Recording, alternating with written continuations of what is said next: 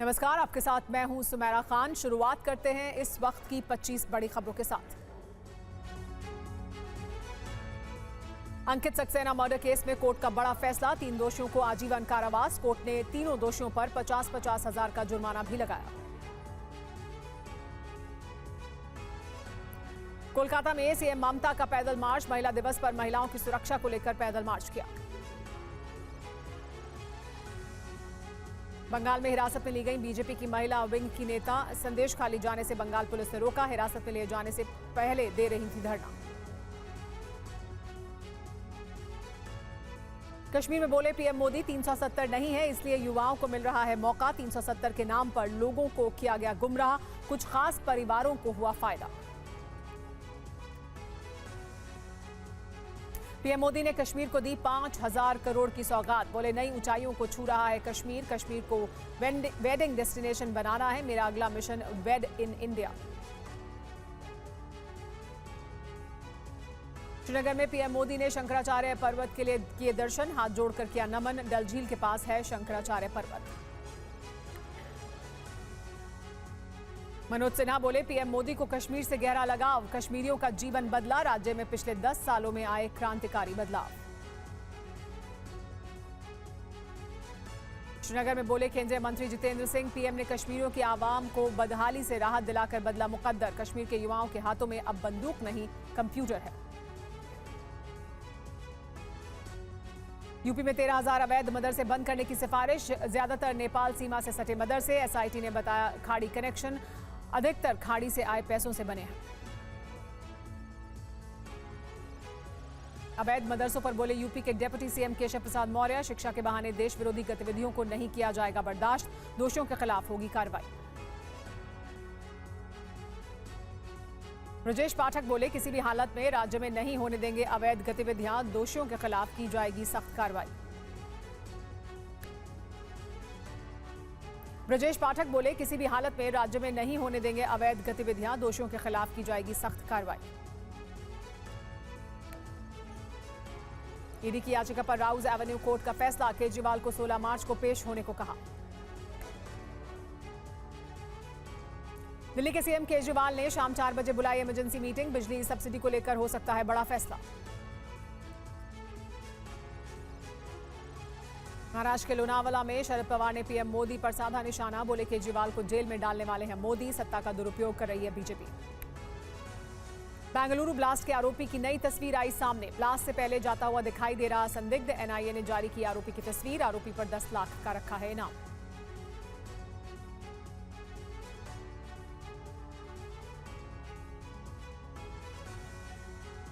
कानपुर में एसपी विधायक इरफान सोलंकी के ठिकानों पर ईडी की रेड, हाजी वसी के घर भी ईडी की छापेमारी। इरफान के करीबी एसपी नेत्री नूरी शौकत के घर भी पहुंची ईडी। पीएम पर दिए राहुल के बयान पर भड़के अनुराग ठाकुर, बोले न्याय यात्रा में लोगों के न आने से राहुल हताश। आज गांधी परिवार की रायबरेली अमेठी से विदाई। आज शाम मोदी कैबिनेट की बैठक, मीटिंग में महंगाई भत्ता बढ़ाने का लिया जा सकता है फैसला। जनवरी 2024 से डीए लागू करने का प्रस्ताव।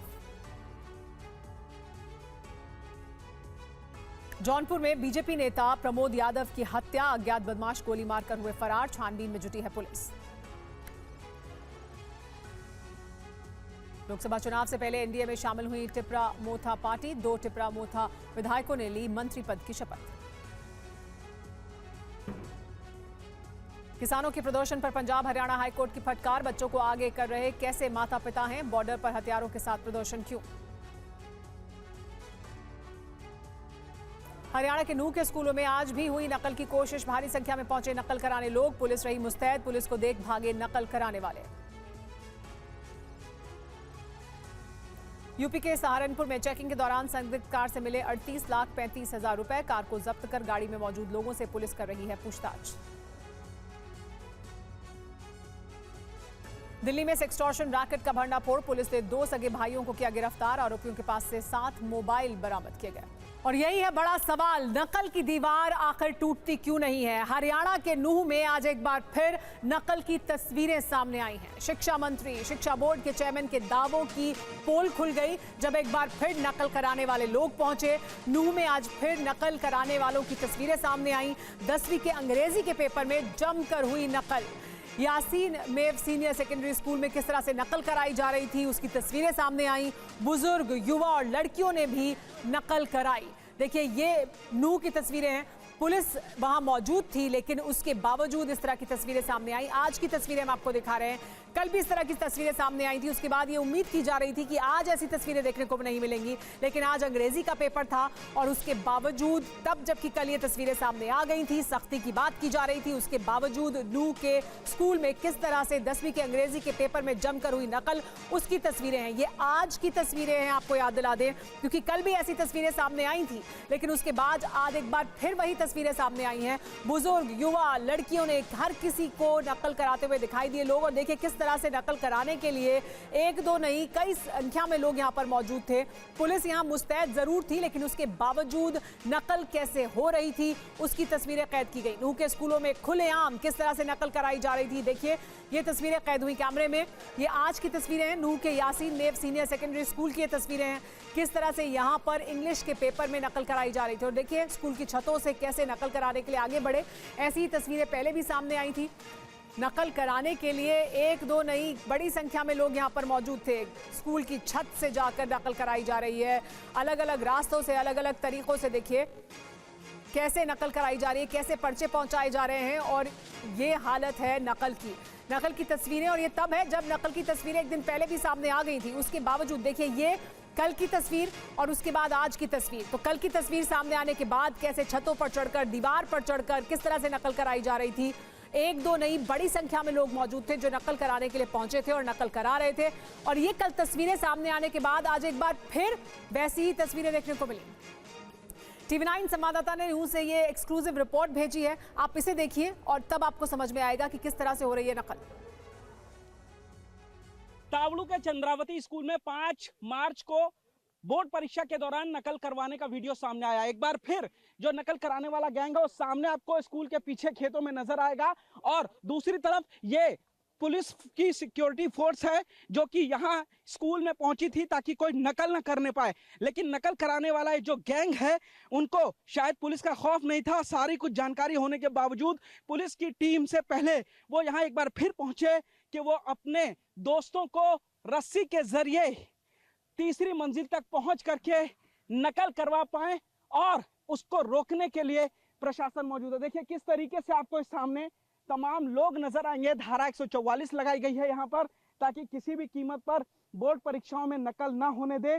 लेकिन उसके बावजूद ये तमाम लोग हैं जो यहाँ स्कूल के पीछे की तरफ इकट्ठा हुए थे, जिनको कि पुलिस की टीम ने दौड़ा दिया। तो उसके बाद वो जो स्कूल के पीछे खेत है वहां पर खड़े हो गए हैं। जैसे जैसे पुलिस आगे बढ़ती है ये भाग जाते हैं। और आप देखेंगे ये स्कूल नजर आ रहा है, स्कूल की वो छत है जहां पर जो पुलिसकर्मी भी छत के ऊपर इस वक्त मौजूद है ताकि रस्सी बांध करके ग्रिल के अंदर वो लोग जो है स्टूडेंट को नकल ना करवाने पाए।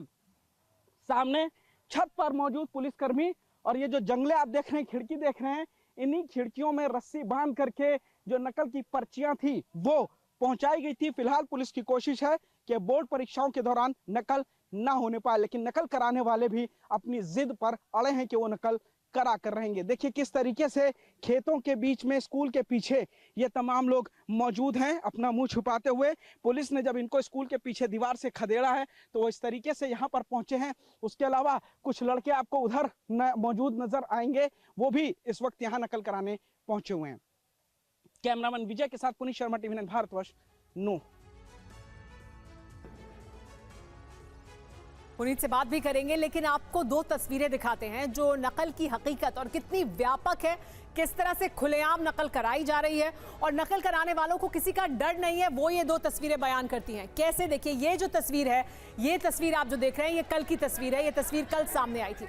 इसमें कैसे बिल्डिंग पर चढ़कर खिड़कियों के जरिए पर्चे पहुंचाए जा रहे थे और नकल कराई जा रही थी। उसके बाद आज की तस्वीरें सामने आई और आज भी ठीक इसी तरह की तस्वीरें देखने को मिली, किस तरह से आज भी नकल कराई गई। तो देखिए, ये बोर्ड परीक्षा में किस तरह से नकल हो रही है, कैसे खिड़कियों के जरिए, कैसे छत से, कैसे दीवार पे चढ़कर नकल कराई जा रही है। और कल तस्वीरें सामने आने के बाद आज एक बार फिर उसी तरह की तस्वीरें देखने को मिली। ये और भी ज्यादा चिंताजनक है। यानी कल ये तस्वीरें सामने आने के बाद ये कहा जा रहा था कि और सख्ती होगी, पुलिस का बंदोबस्त किया जाएगा। पुलिस वहां पर मौजूद है, वहां पर प्रशासन के लोग मुस्तैद हैं, लेकिन उसके बावजूद किसी तरह का कोई डर, कोई खौफ नहीं है उन लोगों में जो नकल करा रहे हैं। तो देखिए यहाँ पर कैसे छत के ऊपर मौजूद हैं और छत से, खिड़कियों से ये नकल कराई जा रही है। आज तो इंग्लिश का पेपर था तो और भी हदें पार कर दी गई। हमारे साथ पुनीत जुड़े हुए हैं, सीधे पुनीत का रुख कर लेते हैं और उनसे बात करते हैं। पुनीत, कल तस्वीरें सामने आई थी और ये कहा जा रहा था कि बहुत चिंताजनक है तस्वीरें, किस तरह से खुलेआम नकल कराई जा रही है। कल तस्वीरें सामने आने के बाद भी आज फिर वैसी ही तस्वीरें देखने को मिली। इसका मतलब किसी तरह का कोई डर नहीं है, कोई खौफ नहीं है और प्रशासन वहां जरूर दिखाई दे रहा है, लेकिन उसके वहां होने से कोई फर्क नहीं पड़ रहा है। यानी इतना व्यापक है ये।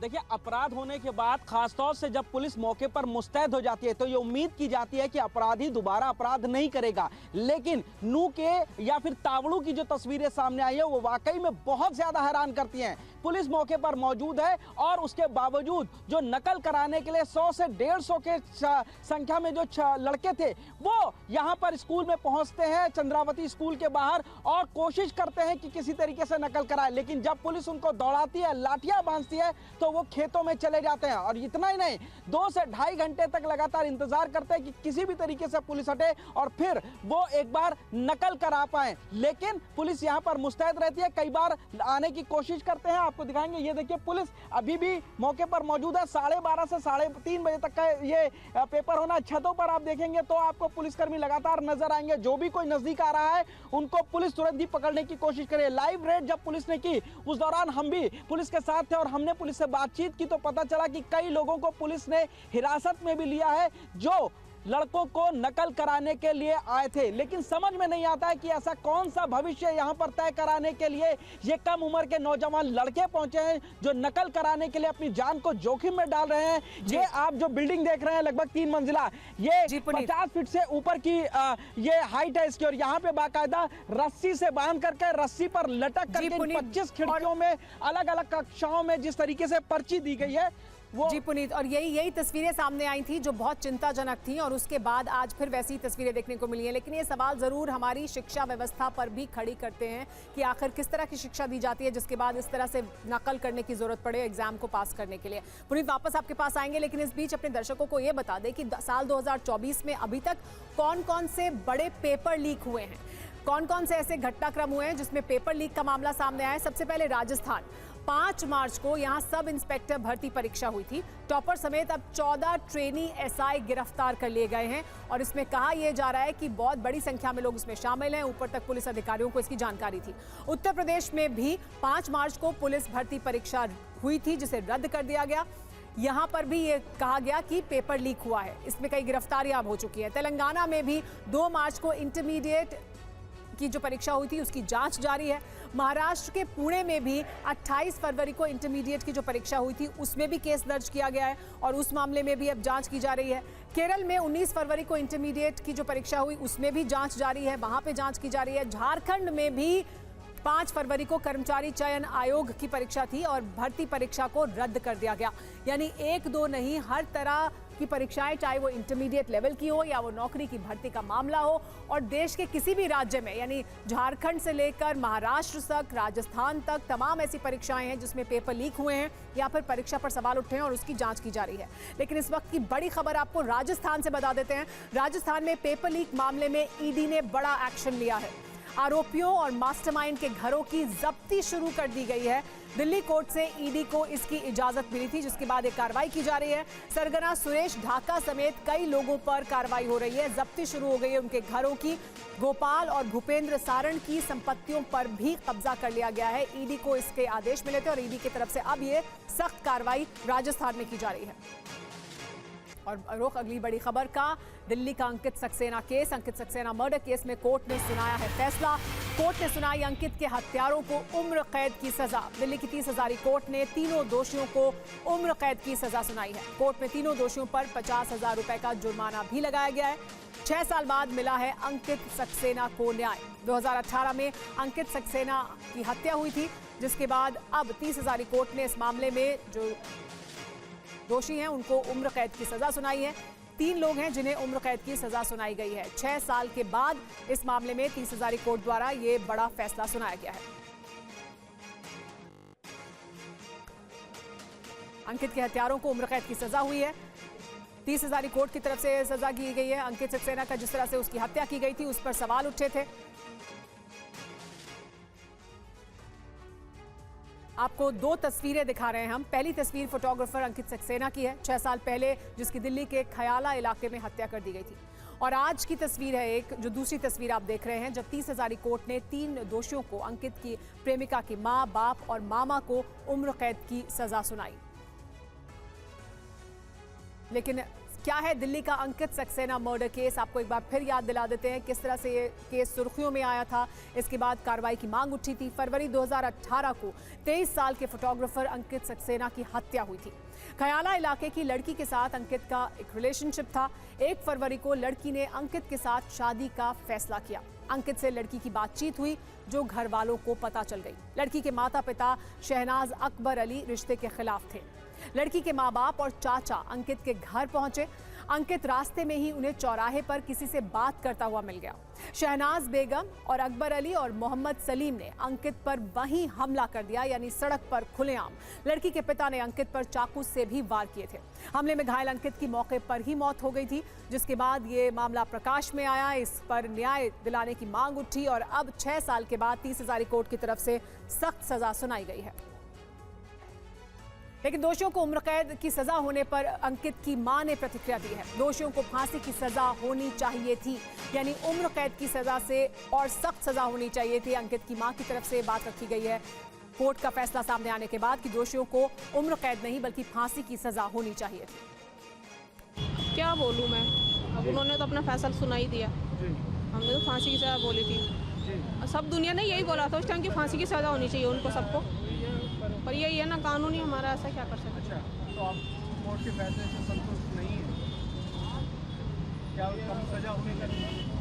ऐसी सजा से क्या, कम से कम एक को तो फांसी की सजा होती, जिन्होंने मेरे बेटे को मारा, जिन्होंने मेरे बेटे का कत्ल किया, कम से कम उसको तो फांसी की सजा देनी चाहिए थी ना।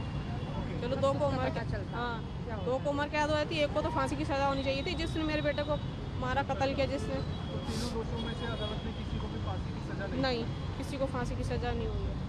तीनों को उम्र कैद की सजा दी गई है। क्या अदालत ने जुर्माना भी लगाया है? जुर्माना लगाया उन पे 50-50 हज़ार रुपये लगाया और तीनों पे। हाँ जी। तो वही जुर्माने की राशि में से आप लोगों को भी मुआवजा देने का आदेश कोर्ट ने दिया कि मुआवजा दिया जाएगा उस राशि में से, या सरकार ही केवल मुआवजा देगी? उन तीनों पे लगाया, अभी उन तीनों पे लगाया। अब हमारे को ये नहीं पता भाई सरकार से क्या आया क्या नहीं, ये नहीं हमारे को पता है कुछ। भैया उन पे 50-50 हज़ार रुपये जुर्माना लगाया बस उसमें।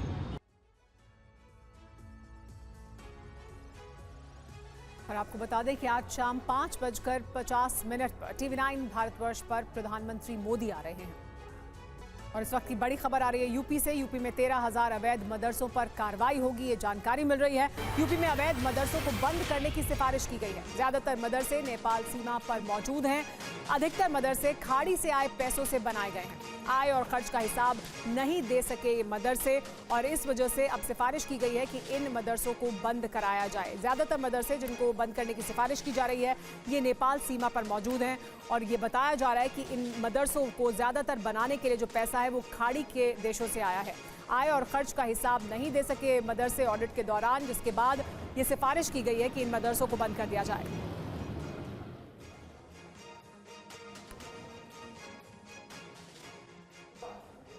तो आइए देखते हैं यूपी में एसआईटी की सिफारिश में क्या कहा गया है मदरसों को लेकर।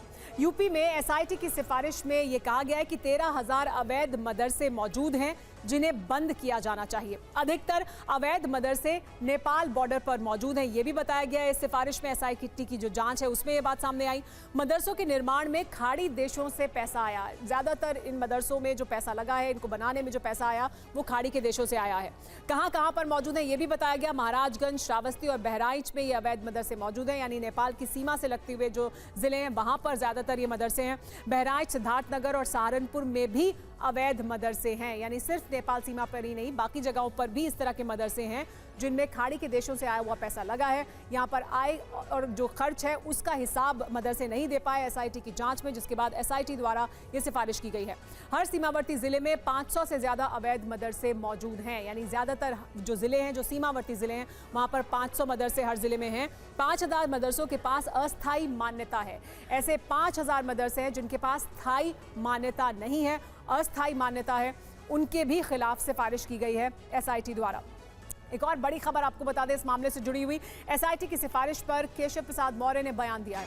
शिक्षा के बहाने देश विरोधी गतिविधियां जो की जा रही थी उसकी जांच होगी। गलत रास्ते वाले सही रास्ते पर आ जाएं, ये चेतावनी भी दी गई। डिप्टी सीएम ब्रजेश पाठक ने भी बड़ा बयान दिया है। यूपी में अवैध गतिविधि नहीं होने देंगे, कहा ब्रजेश पाठक ने।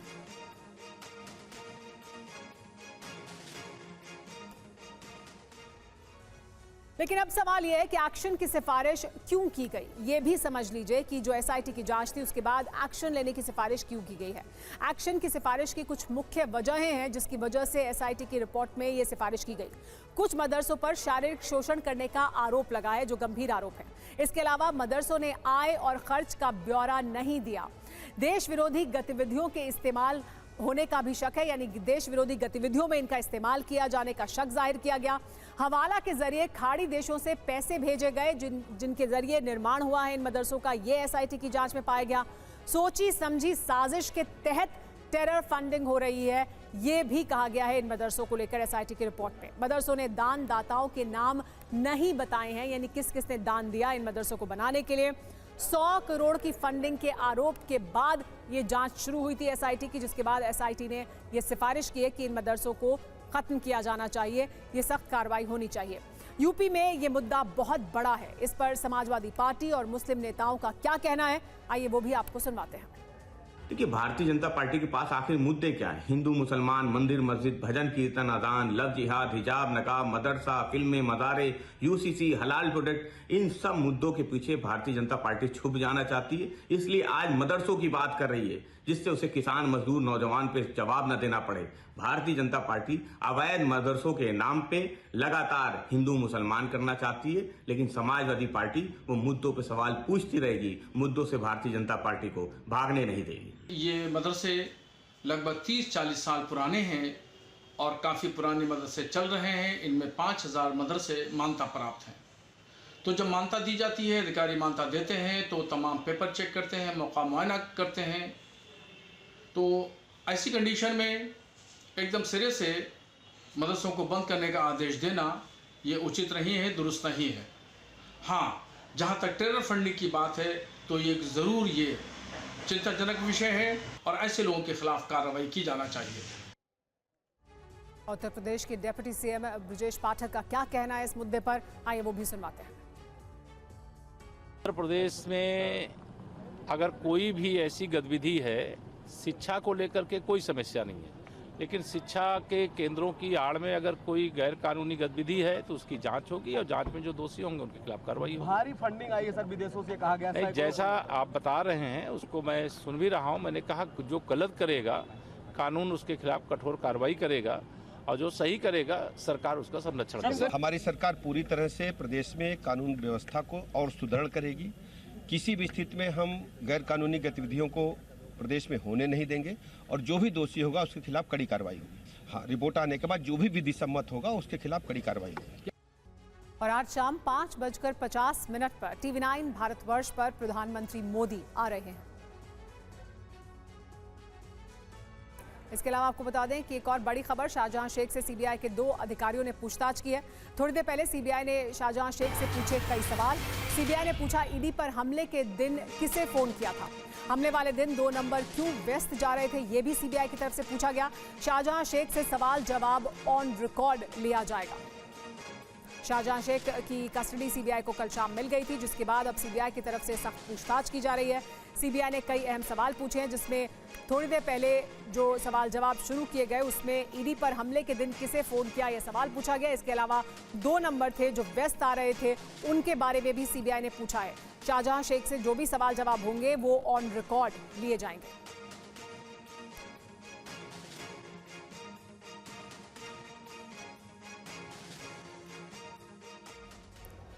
शाहजहां शेख से सीबीआई ने क्या सवाल पूछे हैं, इन सवालों की बहुत अहमियत है, क्योंकि जो आरोप शाहजहां शेख पर लगे हैं उनकी छानबीन में सीबीआई को इन सवालों से मदद मिलेगी। सीबीआई के SP Gaurav Singh, joint director Umesh पूछताछ कर रहे हैं शाहजहां शेख से। ईडी पर हमले के दिन शाहजहां ने किसको फोन लगाया था, ये बड़ा और अहम सवाल है। इसके अलावा 2 मोबाइल नंबर लगातार व्यस्त क्यों जा रहे थे उस दिन जब हमला किया गया। थोड़ी देर में शाहजहां शेख का एक नंबर स्विच ऑफ क्यों हो गया था, यानी तब जब हमला किया गया उसके बाद एक नंबर स्विच ऑफ हो गया। 10 मिनट में ही 1000 लोग लाठी और पत्थर लेकर कैसे एक जगह इकट्ठा हो गए, कौन इसके पीछे था। शाहजहां शेख खराब सेहत का बहाना बना रहा है सवाल जवाब के दौरान। शाहजहां शेख से सारे सवालों के जवाब लिखित में भी लिए जाएंगे और ऑन रिकॉर्ड भी। और यहां आपको एक बार फिर बता दें, आज शाम 5:50 पर यानी अब से 2 घंटे के बाद TV9 भारतवर्ष पर आ रहे हैं प्रधानमंत्री मोदी। और एक और बड़ी खबर महिला दिवस से जुड़ी हुई। महिला दिवस से पहले ममता बनर्जी ने पैदल मार्च किया। टीएमसी की महिला विंग ने निकाला यह मार्च। बीजेपी नेताओं को संदेश खाली जाने से हालांकि आज रोक दिया गया, लेकिन उसके बाद फिर संदेश खाली जाने से रोकी गई महिला नेताएं। बीजेपी की नेता जो जाना चाह रही थी, पहले धरना प्रदर्शन पर बैठी थी, फिर उन्हें वहां जाने से रोक दिया गया, लेकिन खुद ममता बनर्जी ने एक पैदल मार्च किया। 60 किलोमीटर दूर ही संदेश खाली जाने वाली महिला नेताओं को रोक दिया गया था पुलिस द्वारा। ममता बनर्जी को सीएम रहने का हक नहीं है, ये अग्निमित्रा पॉल ने कहा है तब जब उन्हें पुलिस ने रोका संदेश खाली जाने के लिए। तो एक तरफ तस्वीर आप देख रहे हैं ममता बनर्जी की, महिला दिवस पर महिला सुरक्षा के मुद्दे को लेकर उन्होंने पैदल मार्च किया है, तो वहीं दूसरी तस्वीर है उन महिला नेताओं की जो संदेश खाली जाना चाहती थी लेकिन उन्हें वहां जाने नहीं दिया गया।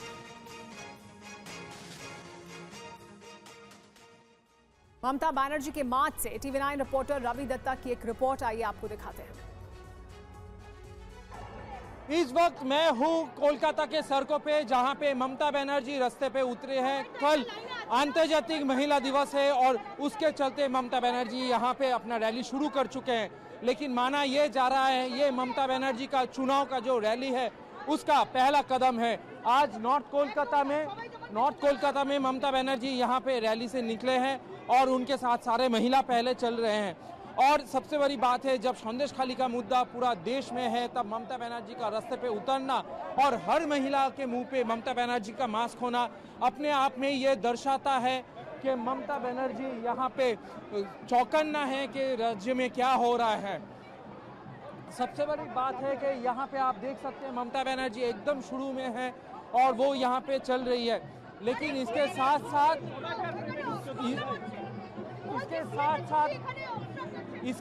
साथ ममता बनर्जी चल रहे हैं और बीजेपी का एक नेता आज MLA आज ज्वाइन कर चुका है तृणमूल कांग्रेस। एक तरफ जब अभिजीत गांगुली जैसा जज तृणमूल बीजेपी में ज्वाइन कर रहे हैं, वहाँ ममता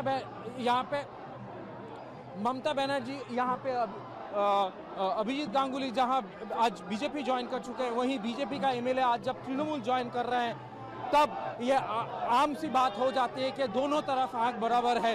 ममता बनर्जी संदेश खाली जाने से रोके जाने पर बीजेपी विधायक अग्निमित्रा पॉल ने क्या कहा, आइए आपको वो भी सुनवाते हैं। कोई ऑर्डर नहीं, कोई कागज नहीं, पुलिस जोर जबरदस्ती हम लोग को बाधा दे रहे।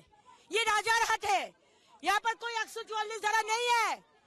संदेश खाली है 60 किलोमीटर दूर, आज हम लोग को बाधा दिया जा रहा है। क्यों? क्या छुपाने का कोशिश कर रहे हैं? क्या है संदेश खाली में जो आप छुपाना चाहते हैं? ममता बनर्जी, आपको हम वार्न करते हैं, आप मुख्यमंत्री रहेंगे तो हम बाधा दे सकते हैं। हम लोग 2 दिन बाद फिर से जाएंगे। इस वक्त एक और बड़ी खबर है कि किसानों के प्रदर्शन पर पंजाब हरियाणा हाईकोर्ट ने फटकार लगाई है। बच्चों को आगे कर रहे हैं, कैसे माता पिता हैं ये कहा गया है हाईकोर्ट द्वारा। बॉर्डर पर हथियारों के साथ प्रदर्शन आखिर क्यों किया जा रहा है, जंग करने जा रहे हैं क्या, ये पंजाब का कल्चर नहीं है, कहा पंजाब हरियाणा हाईकोर्ट ने। आपके नेताओं को अरेस्ट कर चेन्नई भेजना चाहिए, सख्त टिप्पणी की गई है पंजाब हरियाणा हाईकोर्ट द्वारा। किसान आंदोलन पर, किसान प्रदर्शन पर जो बॉर्डर पर किया जा रहा है, कहा जा रहा है कोर्ट की तरफ से कहा गया कि क्या आपके नेताओं को अरेस्ट कर चेन्नई भेजा जाना चाहिए।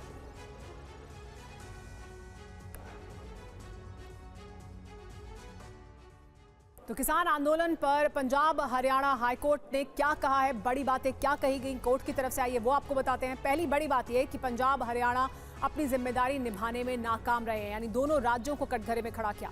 आप बच्चों को आगे कर रहे हैं, आप कैसे माता पिता हैं, ये उन प्रदर्शनकारियों को से सवाल पूछा गया। हथियारों के साथ प्रदर्शन क्यों हो रहा है, वहां खड़े होने का आपको हक नहीं है, यानी बॉर्डर पर इस तरह से खड़े होने का हक नहीं है। एक और बात जो कही गई वो ये कि वहां जंग करने जा रहे हैं क्या, ये पंजाब का कल्चर नहीं है। कोर्ट की तरफ से एक और बड़ी टिप्पणी ये कि आपके नेताओं को गिरफ्तार कर चेन्नई भेजा जाना चाहिए। आप लोग निर्दोष लोगों को आगे कर रहे हैं, निर्दोषों को आगे करना काफी शर्मनाक है। इसके अलावा पंजाब हरियाणा हाईकोर्ट ने यह भी कहा कि हाथों में तलवार लेकर शांतिपूर्वक प्रोटेस्ट कौन करता है। मृतक किसान शुभकरण की मौत की जांच के लिए 3 सदस्यीय कमेटी का गठन भी किया गया। इसके अलावा एक और बड़ी खबर जो पंजाब से आ रही है इस वक्त की, वो आपको बता दें। पुलिस ने बड़ी आतंकी साजिश को नाकाम किया है। बब्बर खालसा के आतंकी मॉड्यूल का पर्दाफाश किया गया। आतंकी मॉड्यूल के 2 सदस्यों को गिरफ्तार भी कर लिया गया है। 2 पिस्तौल, 4 मैगजीन और 30 जिंदा कारतूस बरामद किए गए हैं।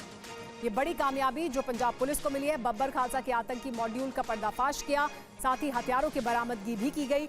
2 पिस्तौल, 4 मैगजीन और 30 जिंदा कारतूस बरामद किए गए हैं पंजाब पुलिस द्वारा बब्बर खालसा आतंकी मॉड्यूल से।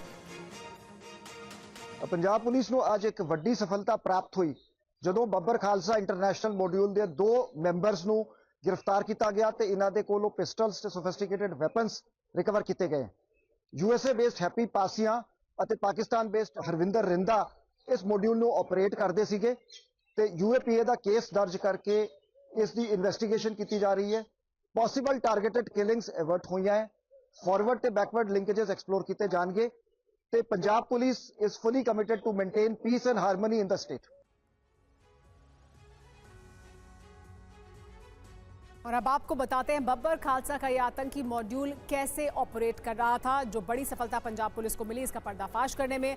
दरअसल बब्बर खालसा जो आतंकी गुट है उसका जो मॉड्यूल है उसके ऑपरेशन का तरीका बहुत खास था। अमेरिका में बैठा हुआ आतंकी हरप्रीत सिंह उर्फ हैप्पी पासियान इसे हैंडल कर रहा था। तो देखिए हरप्रीत सिंह उर्फ हैप्पी पासियान अमेरिका में है, वो इसे ऑपरेट कर रहा था, वो इसका ऑपरेटर था। पाकिस्तान में आतंकी हरविंदर सिंह उर्फ रिंदा भी इसका ऑपरेटर था। तो एक आतंकी अमेरिका में, एक पाकिस्तान में इसे ऑपरेट कर रहा था और इनका जो पार्टनर था वो आर्मेनिया में शमशेर सिंह उर्फ शेरा था, वो इनका सहयोगी था। तो पाकिस्तान में एक मौजूद था ऑपरेटर और एक ऑपरेटर अमेरिका में मौजूद था। इसके अलावा ये तीनों अपने टेरर नेटवर्क के जरिए पंजाब में युवाओं का ब्रेन वॉश कर रहे थे, नए नए मॉड्यूल को तैयार कर रहे थे, देश विरोधी गतिविधियां बढ़ाने और टारगेट किलिंग की साजिशें भी की जा रही थी इनके द्वारा। और इस टेरर मॉड्यूल का पर्दाफाश पंजाब पुलिस द्वारा कर दिया गया है सफलतापूर्वक। इस बीच एक और बड़ी खबर का रुख कर लेते हैं जो दिल्ली में से आ रही है। दिल्ली में सेक्सटॉर्शन रैकेट का भंडाफोड़ किया गया है। दिल्ली साइबर पुलिस ने किया है इस रैकेट का पर्दाफाश। पुलिस ने 2 सगे भाइयों को गिरफ्तार किया है। साइबर पुलिस ने 7 मोबाइल फोन भी इन 2 भाइयों के पास से बरामद किए हैं। गैंग ने 1 साल में 25 से ज्यादा लोगों को अपना शिकार बनाया। सेक्सटॉर्शन रैकेट चला रहे थे ये 2 भाई। इन 2 भाइयों के पास से बरामद किए गए हैं 7 मोबाइल फोन। और दिल्ली पुलिस ने इन 2 सगे भाइयों को जो सेक्सटॉर्शन रैकेट में शामिल थे, 1 साल में 25 से ज्यादा लोगों को अपना शिकार बना चुके थे, उन्हें गिरफ्तार कर लिया है। किस तरह से सेक्सटॉर्शन रैकेट का भंडाफोड़ हुआ, कौन इसमें शामिल था, कहां से ये एक्टिव थे, आइए वो आपको बता देते हैं। सेक्सटॉर्शन रैकेट का भंडाफोड़ हुआ है। सेक्सटॉर्शन गैंग पूर्वी दिल्ली में एक्टिव था, यानी पूर्वी दिल्ली में ज्यादातर ये काम कर रहा था। गैंग सीनियर सिटीजन को अपना शिकार बनाता था, ज्यादातर सीनियर सिटीजन को निशान बनाता था। गैंग के शिकार 71 साल के डॉक्टर ने पुलिस से शिकायत की थी और उसके बाद पुलिस ने इस मामले में कार्रवाई तेज की। सेक्सटॉर्शन के नाम पर 8 लाख की ठगी करने का आरोप लगाया गया था डॉक्टर द्वारा, जो 71 साल के डॉक्टर थे। गैंग 1 महीने से ब्लैकमेल कर डॉक्टर से पैसे ऐंठ रहा था। 8 लाख तक पैसे ऐंठ लिए गए। गैंग ने डॉक्टर को मरीज दिखाने के लिए एक वीडियो कॉल की और इस वीडियो कॉल के जरिए गैंग ने वीडियो कॉल के बहाने मौफ अश्लील वीडियो बना लिया, जिसके बाद लगातार वो ब्लैकमेल कर रहे थे। सिर्फ 71 साल के बुजुर्ग डॉक्टर को ब्लैकमेल करने लगे। उसके बाद क्योंकि लगातार उनको ब्लैकमेल किया जा रहा था, उन्होंने इसकी शिकायत की। बदनामी के डर से डॉक्टर गैंग को पैसे ट्रांसफर करते रहे, लेकिन उसके बाद उन्होंने शिकायत की। शिकायत के बाद साइबर पुलिस ने इस पूरे मामले की जांच शुरू की और तब जाकर इन 2 भाइयों को गिरफ्तार किया गया, जो पूर्वी दिल्ली में एक्टिव थे और वहां वो लगातार ज्यादातर सीनियर सिटीजन्स को अपना निशाना बना रहे थे। लेकिन जो ये डॉक्टर थे जिन्हें उन्होंने अपना शिकार बनाया, उन्होंने आखिरकार पुलिस के पास जाकर इस मामले में शिकायत की। तो देखिए, ये खबरें तो हम आपको दिखा रहे हैं, लेकिन आज शाम 5:50 पर एक बहुत खास तस्वीर आपको देखने को मिलेगी। एक बहुत खास पेशकश आपके लिए होगी। TV9 भारतवर्ष पर आज शाम 5:50 पर आ रहे हैं प्रधानमंत्री नरेंद्र मोदी।